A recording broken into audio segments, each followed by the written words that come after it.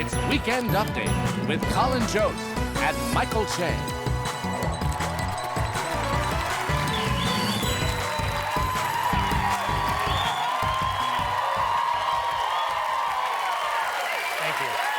Thank you very much. Good evening, everyone. Welcome to Weekend Update. I'm Michael Che. I'm Colin Jost.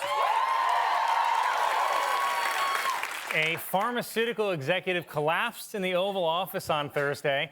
And speaking of pharmaceuticals, whatever they've got Trump on, I want some. Because just look how chill he is during all of this. He's just standing there. He's literally this meme. The craziest part is that during the commotion, RFK Jr. just runs away. Watch this. Gordon, you okay?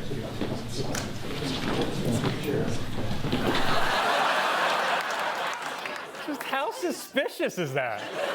Such a weird move. Don't worry, by the way, the man who collapsed is totally okay. You can tell because if there's something dead on the ground, RFK eats it.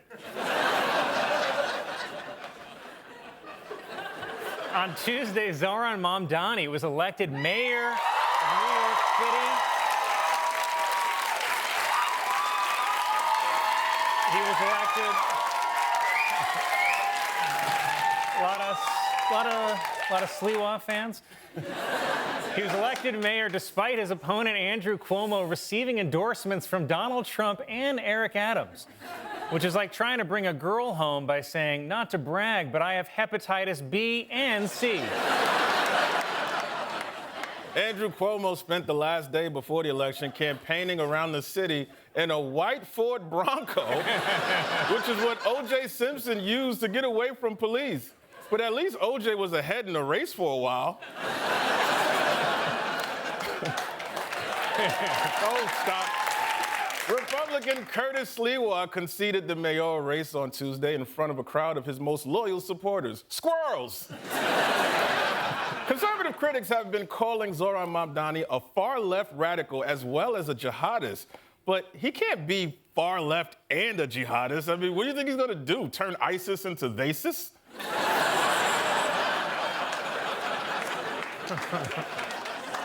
The Supreme I worked Court... really hard on that. Colin. Yeah, that was good. I like that. The Supreme Court on Friday temporarily allowed the Trump administration to withhold SNAP benefits, including food stamps. And we actually have footage of Trump finding out he does not have to pay the benefits.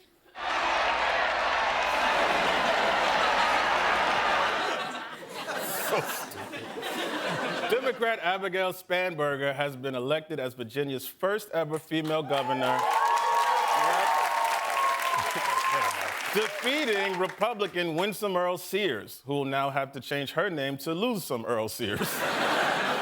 President Trump said that he will only negotiate with Democrats when they agree to reopen the government, adding that he will not be extorted. Except that one time he famously got extorted by that mattress actress, Stormy Daniels. Trump also reacted to news that Prince Andrew lost the title of prince over ties to Jeffrey Epstein, saying he feels badly for the royal family. Trump even sent Prince Andrew a card to cheer him up. Hang in there. More of an Epstein. New Mexico has become the first state in the country to offer its residents free child care, which will be provided by nannies from Old Mexico.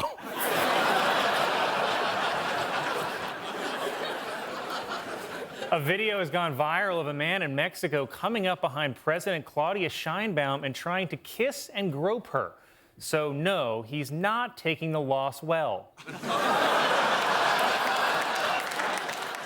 Starbucks has begun selling the new glass Barista Cold Cup, which is the most adorable way to smoke crack in their bathroom.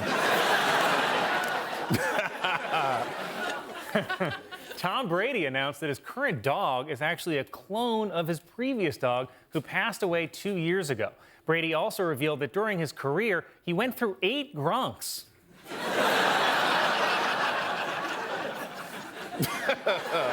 Scientists have posted a new video of a pod of orcas attacking and killing a group of baby sharks. So I guess we were right to put them in prison.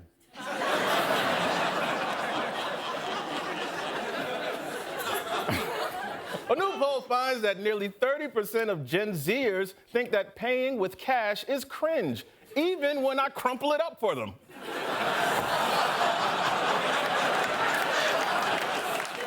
Don't laugh. A husband and wife from Miami have been named the world's oldest married couple with a combined age of 216 years, which sounds really sweet until you realize the husband is 200. Lionsgate has released the first trailer for Michael, the upcoming biopic about Michael Jackson. And like Jackson, it starts out very dark, but ends in a much lighter tone. These are some thinkers.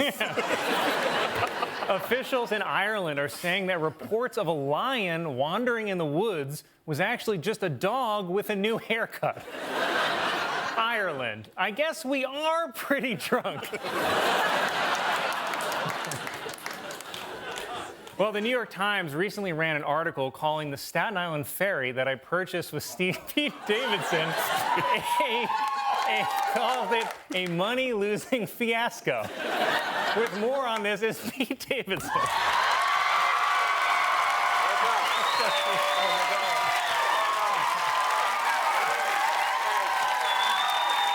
you.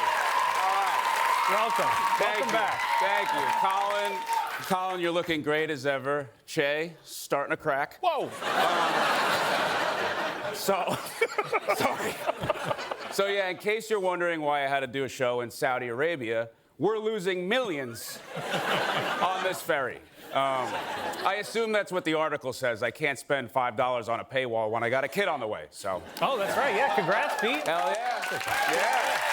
Thank you. Yeah. I'm just excited to be a dad, you know, and give it all the energy and enthusiasm I never had for this show. I will tell you on the other side, I definitely prefer having a kid to a ferry. Yeah, I mean, well, what are you really worried about? You know, you have a great job, and your Uncle Robert is the HHS secretary, right? For the last time, Pete, I'm not a Kennedy. Okay. Look, I understand RFK. You know, I wouldn't be famous without my dad dying either. Thank God that happened. Wouldn't trade it. No? All right. We even gave the boat a new name. Yep. You know, we thought the Staten Island ferry sounded too depressing, so now it's called the Titanic 2. That's right, and it's actually going very well. Recently, we got paid by Nike to put an ad on it for the New York City Marathon. Absolutely. Yeah, exactly. If Lorne Michaels has taught us anything, it's that you never, ever give up. Even if everyone says the time has come and Tina Fey is ready to take over.